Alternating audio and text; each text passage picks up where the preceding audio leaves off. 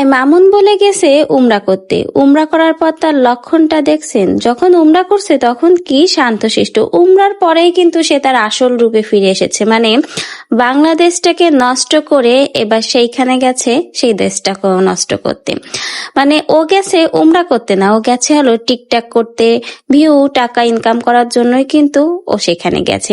উমরা করার পরে যে মানুষ সভ্যভদ্র হয়ে থাকে ওর কোনো নমুনা কি দেখা যাচ্ছে? তার মধ্যে উমরা করেই সে এই যে দেখুন চার হাত পাও ছুটাইয়ে এই যে ভিডিও করা শুরু করে দিয়েছে। এটা দেখে আপনি কি বলবেন, ও কি আসলে সত্যি সেখানে উমরার উদ্দেশ্যে গেছে না টিকটক করার উদ্দেশ্যে গেছে? অনেকেই তো বলছে মামুন তো উমরা করতে যায়নি, গেছে হচ্ছে টিকটক করতে। শয়তানের ছাও কোনোদিনও ভালো হবে না। বাংলাদেশটাকে নোংরা করে এখন চলে গেছে ওই দেশটাকেও নোংরা করতে। উমরার পর চার হাত পাও ছড়িয়ে যে ব্যাঙ্গের ডান্সটা দিল, এটা দেখার পর সোশ্যাল মিডিয়াতে মানুষটাকে খেয়ে ফেলছে। অনেকে তো আবার এটাও বলছে ও তো মানুষ না, ও মানুষ রূপে একটা শয়তান।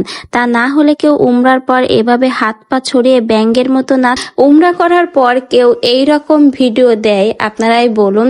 আর এই ভিডিওটা সোশ্যাল মিডিয়াতে প্রকাশ হওয়ার পর একের পর এক মামুনরে লাথি উস্টা ঝেঁটা যে যেভাবে পাচ্ছে সোশ্যাল মিডিয়াতেই দিয়ে দিচ্ছে।